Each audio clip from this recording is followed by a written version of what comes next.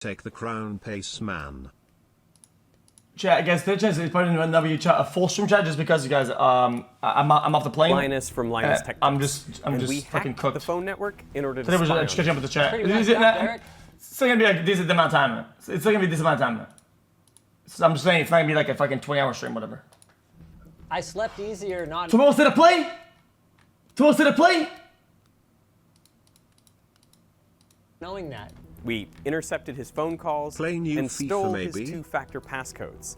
Is that your number? What time? Linus? Yeah, but I didn't get. Mine didn't even ring. We didn't touch his phone. Guys, not only do we have we're gonna have a good schedule for at least a good amount of time. Okay, you have a fully renewed mindset, chat. It's like I see the light, chat. I see what is true, chat. I know what I want, what I need, and I'm gonna get it. If you want to be a doubter or whatever, you stay behind it. You stay behind it. You stay behind it. We didn't send him an email or a text, nothing. We did it all remotely. And the worst part is, it could happen to you. I think I'm really surprised that, no offense, but like, you guys did it. Well, you're not a career criminal, hacker, mastermind, necessarily. No, indeed. But here it is, a normal looking and feeling device with no, obvious problem with it, and you just receive my call instead of me receiving it. Just what, like on command? It's an app on your computer or what? I don't even know. But before we explain how we did all that, the first startup that Steve Jobs and Steve Wozniak made wasn't Apple. No, they were tackling a different problem, one where their product was actually illegal. So back in the 1970s, long-distance phone calls were really expensive. Adjusted for inflation, a call from New York to London could run you $25 a minute. So these two entrepreneurs created a little blue box, and what it did was it hacked the telephone network. They could trick the telephone company into connecting the calls for free, among other things. We were young, and what we learned was that we could build something ourselves that could control billions of dollars worth of infrastructure in the world. I don't think there would have ever been an Apple computer had there not been blue boxing. Woz said you called the Pope. Yeah, we did call the Pope. Woz pretended to be Henry Kissinger. What? And we got the number of the Vatican and we called the Pope. And they started waking people up in the hierarchy, I don't know, cardinals and this and that. And they actually sent someone to wake up the Pope. When finally we just burst out laughing and they realized that we weren't Henry Kissinger. But how were they able to do all of this with one electronic box made from Radio Shack parts? Until the mid-1920s, most phones had no way of dialing. When your phone was on the hook, about 48 volts was connected from the exchange to your phone. Then when you lifted the receiver, an internal circuit connected the speaker and microphone, drawing power, and that caused the voltage to drop to around 10 volts. And at the telephone exchange, this drop turned on a light bulb, alerting the operator, who would then pick up and ask who you're calling. Boston. Sarah, get me the Bluebird Diner. And after consulting a directory, they would connect a wire between your line and your friends. Manually connecting calls was labor-intensive. Operators had to handle hundreds of connections per hour. That's fucking insane. In 1910, one pundit said, "Soon the telephone system will need to employ every working-age woman in the country as an operator." By 1950, there were more than 1 million of them in the US alone. Only woman? To reduce costs, companies sought to automate the call connection process. And one solution was the rotary dial telephone. To use it, you place your finger in a number hole, rotate it to the end, and the dial rotates back. And on the inside, a metal disc with ridges turns. Each ridge pushes 2 metal plates into contact, completing the circuit to the exchange. The dial sends pulses to match each number. For the number 2, it sends 2 pulses. For the number 3, it sends 3 pulses. This goes on up to 10 pulses for the number 0, which is why 0 is at the far end of the dial instead of beside the 1. Those pulses that travel down the phone line, they determine how your line is connected, so they're known as control signals. But as the length of the transmission line was increased, so did its capacitance and... That's not how I would have done it. That's not how I would have done it. I would have done the same system, but instead, it'd be inward, like a translation. Like you push a button and it goes... like that. resistance, and this caused the clear input signals to become distorted, smoothing out voltage changes. So now the pulses couldn't trigger the switching at the exchange. While this wasn't a problem for local calls, it made automating long distance almost impossible. Now, all phone lines, including long-distance ones, were built to carry sounds in the human voice and hearing range, mainly from 300 to 3,400 hertz. So why not use this built-in capability to carry control signals?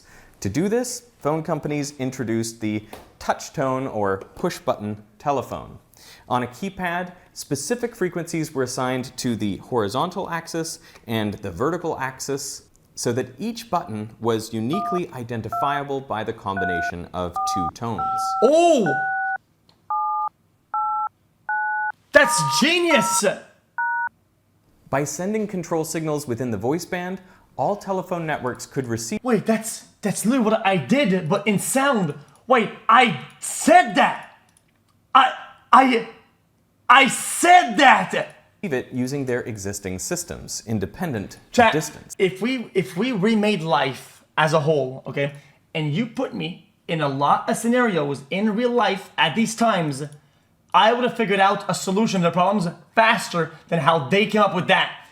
Like a genius. But Chat, if I was born back then, oh my god, I would be a bazillionaire. Exploit. When you made a long-distance call, it was first routed to a central node. This node communicated with a remote node, and they determined if a line was free by checking whether both sides were sending a 2600 hertz Chat tone. agrees. So Jobs and Woz exploited this. First, they would dial a toll-free 1-800 number, which would get them into a local node. And then they would send a 2600 hertz tone into the phone. This would trick the remote node into thinking the call had been disconnected. So the remote node would start playing the 2600 hertz tone again, but Jobs and Woz were still on the line. And when they stopped playing the tone on their side, the remote node assumed a new call was being placed. By sending a key pulse tone, followed by the desired phone number and ending with a start tone, they could connect to any long-distance number for free, as the home node still believed it was connected to a toll-free number. The vulnerabilities in the signaling system were obvious. To mimic the 2600 hertz tone, some people would even use a toy whistle from a Cap'n Crunch cereal box. It just happened to make that frequency. The telephone companies clearly needed to develop a new signaling protocol, and their solution was to use a separate digital line for carrying control signals. That way, no one could control the network by sending tones down the voice line, because it no longer controlled how the call was connected. Chat, the amount of trolling is endless. This is all like pretty much physical, right? Like, this would take a long time to fix, and you could just do that. You could troll anything. It was called Signaling System Number 7, or SS7 for short, and it's still broadly in use today. But it may not be as secure as people thought. Hello, my name is Latifa Al Maktoum. Princess Latifa of Dubai claimed that her father, Sheikh Mohammed, the ruling emir, had held her in solitary confinement in the dark, beaten and sedated for several years. In late February 2018, her Finnish martial arts instructor Tina helped her escape. They fled to a yacht captained by former French intelligence officer Hervé Jalbert, and for 8 days they sailed toward India. Latifa was hopeful, but it wasn't to last. Late on the night of March 4th, a dark boat pulled up alongside. It was sent by her father. Laser sights pierced the smoke as agents boarded the yacht, abducting Latifa and taking her back to Dubai. But how did they find her? Well, the captain had been the victim of a coordinated SS7 attack, one aiming to pinpoint his location and, by extension, the whereabouts of the princess. And I'm going to show you how, using the exact same steps to spy on my friends. With their permission, of course. This is Karsten Knoll and Alexandra de Oliveira. They are cybersecurity specialists who are helping me spy on Linus. We took 3 steps to spy on him. First, you have to infiltrate SS7. Second, gain trust. And third, attack. Of course, the main reason any of this is possible is step 1.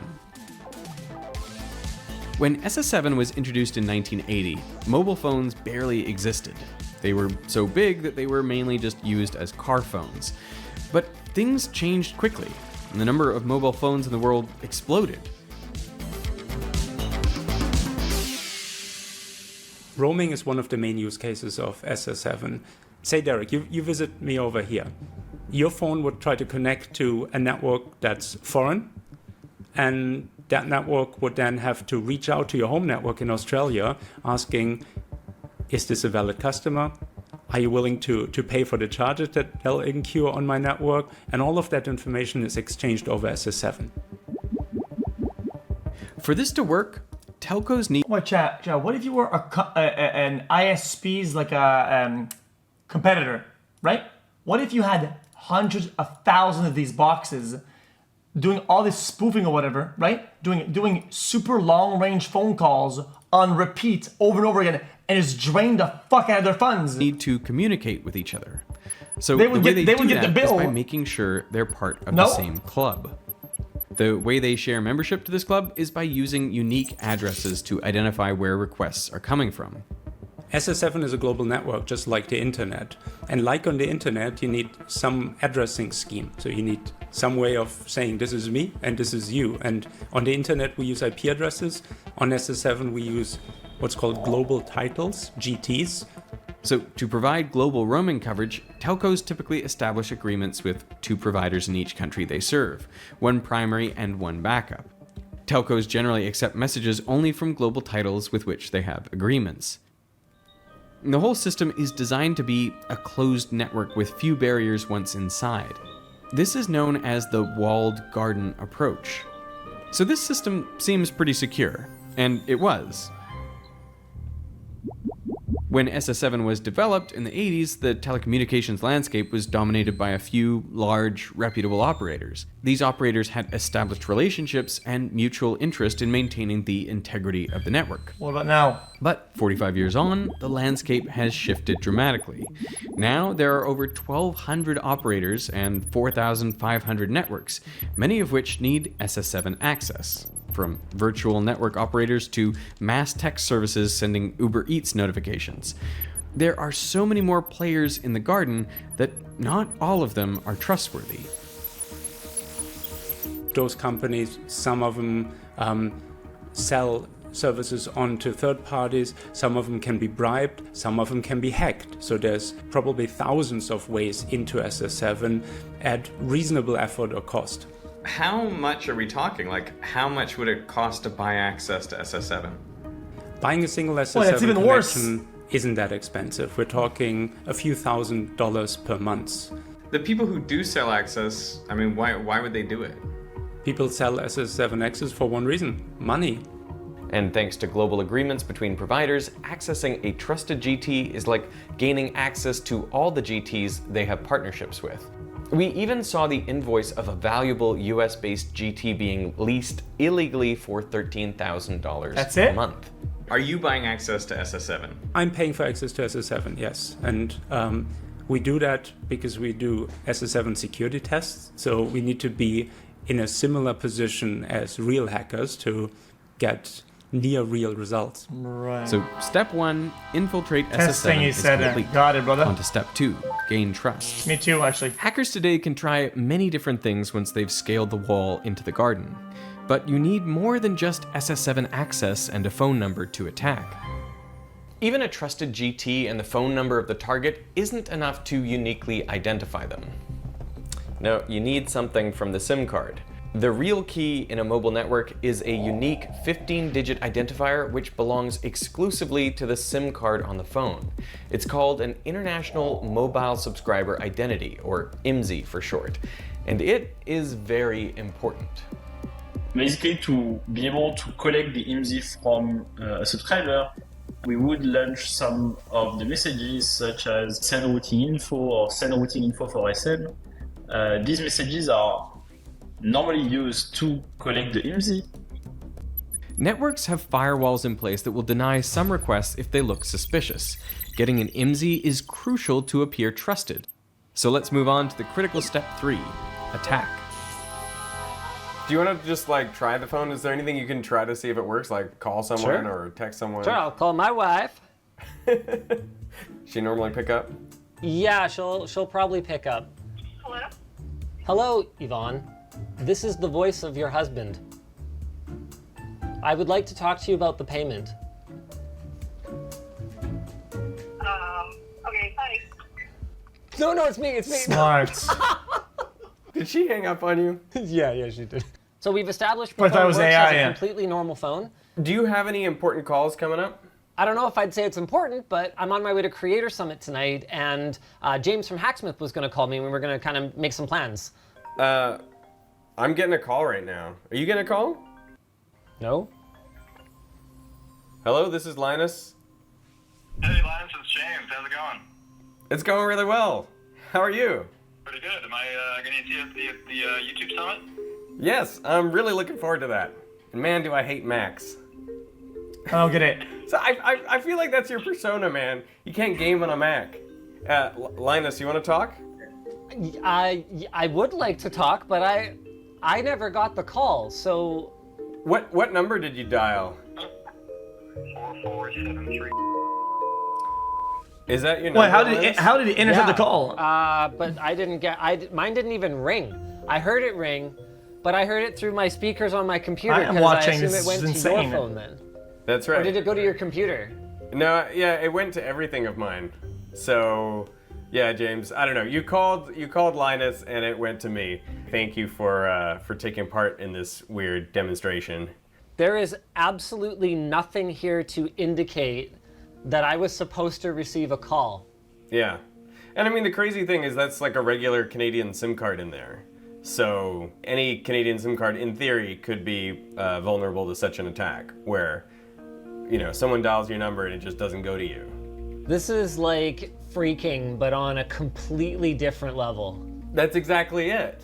Now, I'm familiar already with the concept of SIM swapping, where you social engineer a way to get a SIM that is registered to someone else's account. We've actually had accounts stolen that way in the past.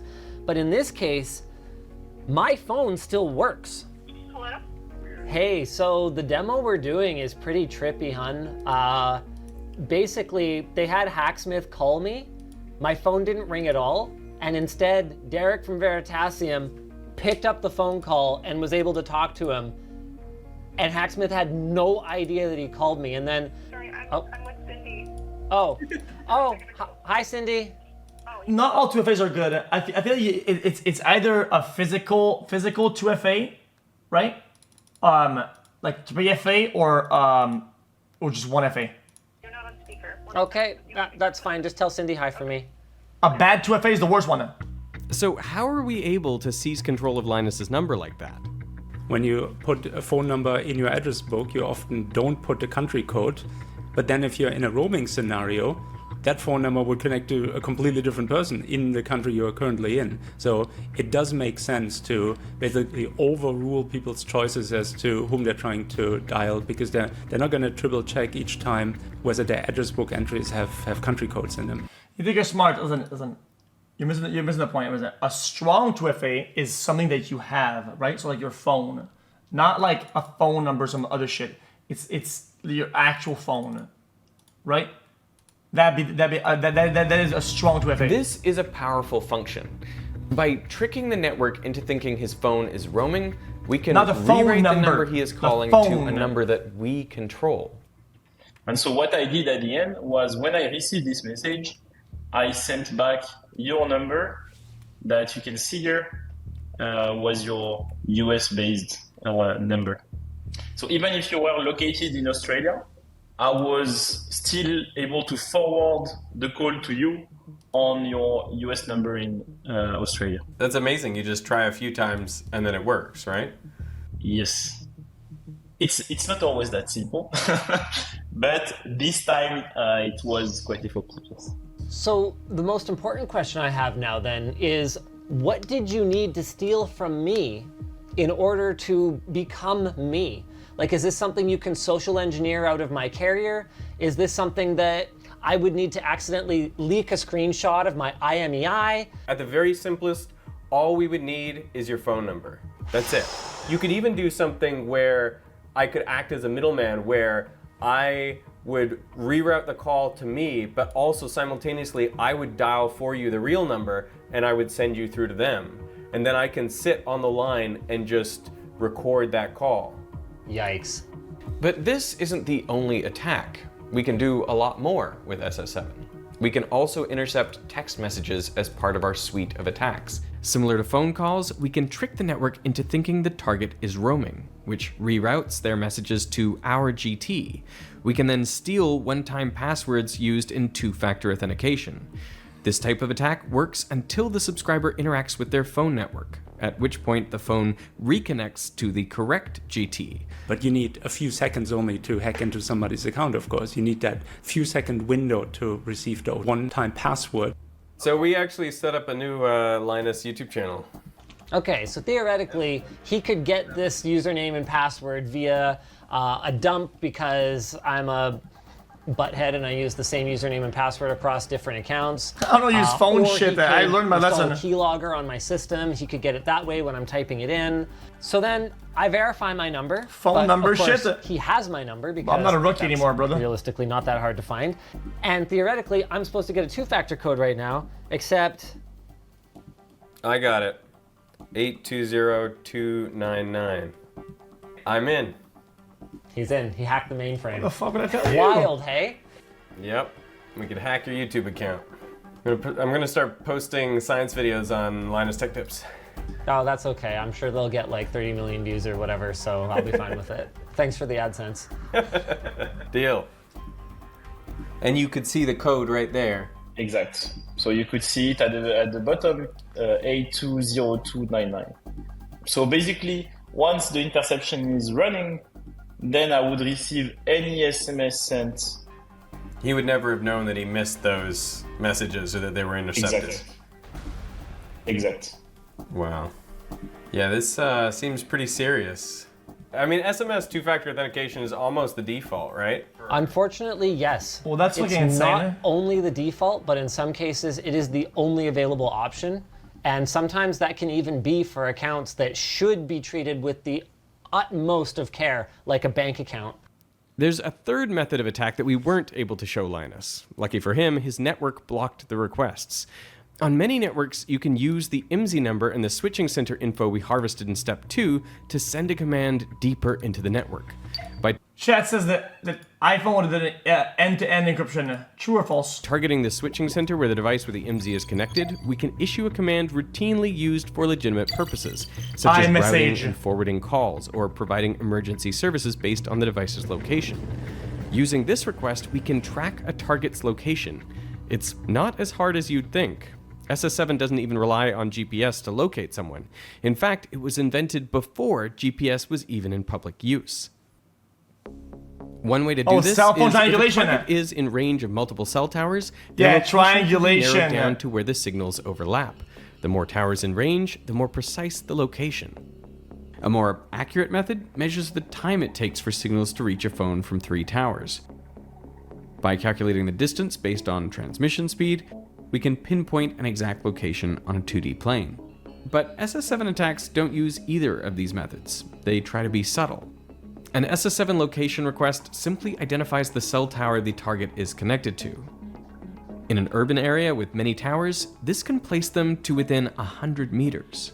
You would definitely know which city block somebody is in, and if you wanted to for instance, find out whether they're at home or at work, this is a great way to do it. Always remember, chat.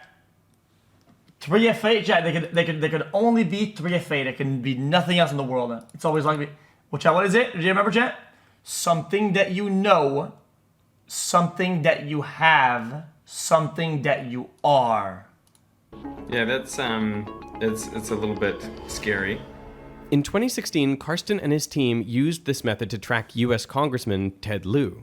The congressman has been... Something that you know, a password. Something that you have, a device, or something that connects and gets in. something that you are, your fingerprint, your eyeballs. There's nothing else. In California, more specifically the LA area. Let's zoom in here a little bit. So that is how we did it. We executed 3 steps. We infiltrated SS7, gained trust, and attacked. We intercepted Linus's phone calls and text messages. I'm not sure he was as excited about it as I was. This is why we can't have nice things. Up until now, this has just been a bit of fun. I've demonstrated these attacks on a friend of mine. But the threats are real, and they can have devastating consequences. They will kill her, the captain texted shortly before Latifa was abducted. His phone was the target of an SS7 attack that involved all 3 of the steps we explored. To start, the attackers had leased multiple GTs in different countries. The fuck? Then the following all happened in a 5-minute window. First, they sent at least 7 separate requests aiming to get the captain's IMSI from his US-based operator. When that didn't seem to work, they followed up with at least 4 location requests. So, did it work? Well, all of these requests were blocked by firewalls. That's why we have all the details. But there was a 6th GT we haven't shown. This one nearby in the US. We have no information about the requests on this GT because they likely weren't stopped. We spoke with Crofton Black, the investigative journalist who revealed the SS7 exploits in this story, and this is what he told us. It's a brilliant example of SS7 involvement because it illustrates a classic, sophisticated pattern of attack. Multiple GTs in multiple countries, it's a textbook example of telco penetration risks. Though because the Emiratis were also using other software like Pegasus and other hardware like spotter planes, we can't say that any single one of these was the thing that led to her being found. But the evidence is damning. And SS7 is used pretty widely. Criminals have used SS7 to intercept SMS two-factor authentication codes and empty millions of dollars from bank accounts. For some, SS7 is just the first step. The NSO Group, a notorious Israeli cyber surveillance firm, acquired an SS7 tracking company in 2014. NSO is the company behind Pegasus, a spyware tool that gains complete access to targeted phones without a user clicking anything, embedding itself and erasing traces of entry. Such zero-click hacks are costly. They can cost more than $4 million per exploit. Before NSO commits resources targeting specific software or vulnerabilities on a phone, first they gather basic data, like device type and software version, to make their lives easier. And as you've seen with SS7, this isn't hard.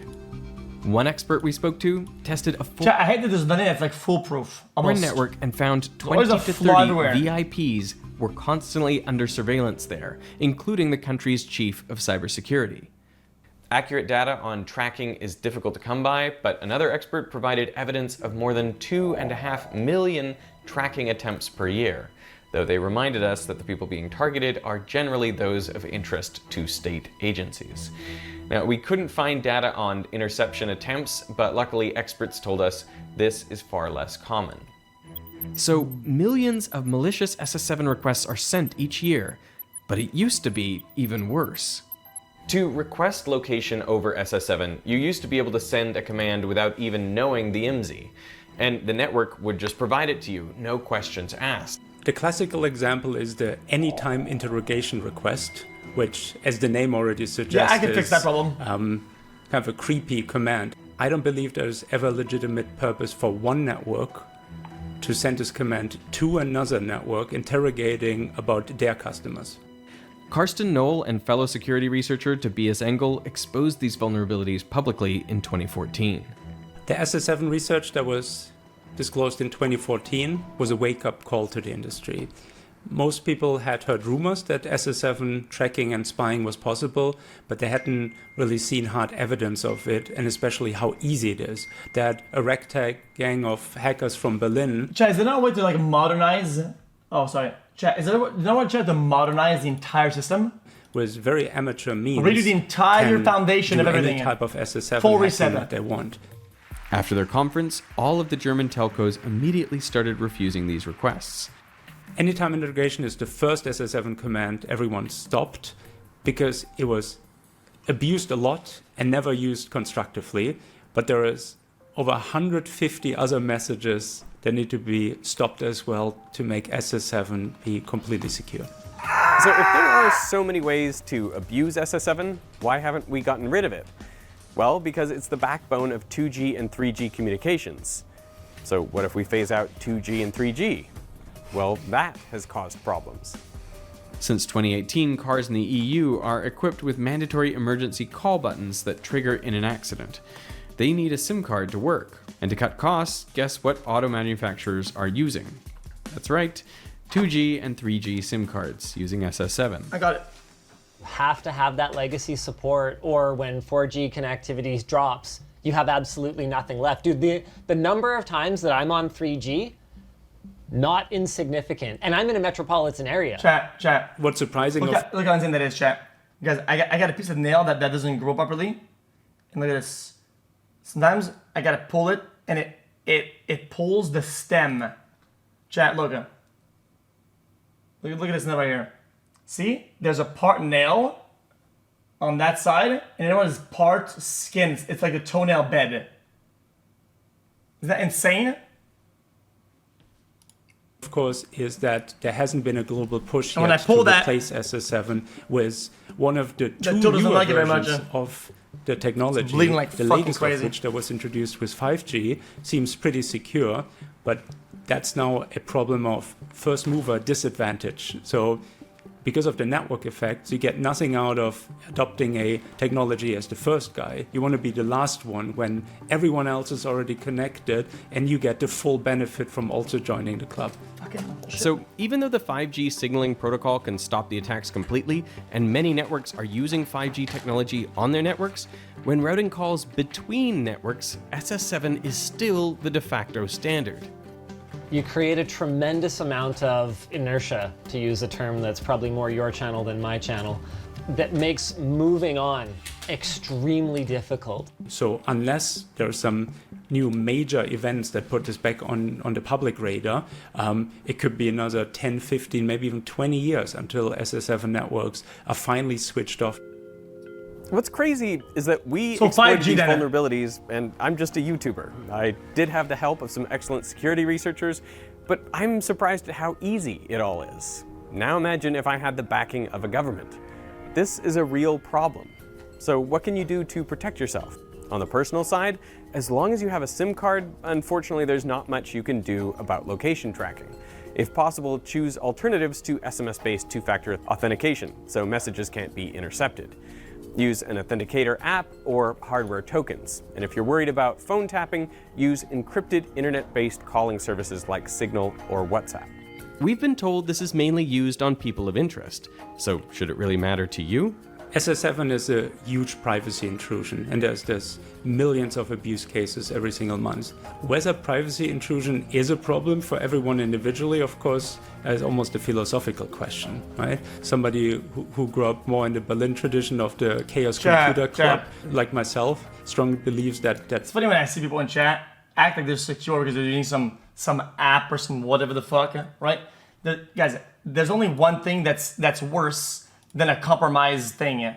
It's something that you think isn't compromised when it is. Privacy, it's a lot more vicious. The ability to kind of form your own thoughts. Because you feel comfort in having a bunch of shit on there, and then you're full yoink for democracy. But many other people would argue nothing to hide, nothing to fear. Signal is almost impossible to intrude. I think it's only a matter of time, right? Just like the other one. Then today they announced or some shit like that fucking FBI can tap in even more than before or whatever. Telegram. Then they cranked the knob on that shit. It was always like that, but it's even more. And then in the fine print they say it's even more. Anyway, I'm gonna kick because we're doing a wager matches. I gotta get a squad on the ASAP.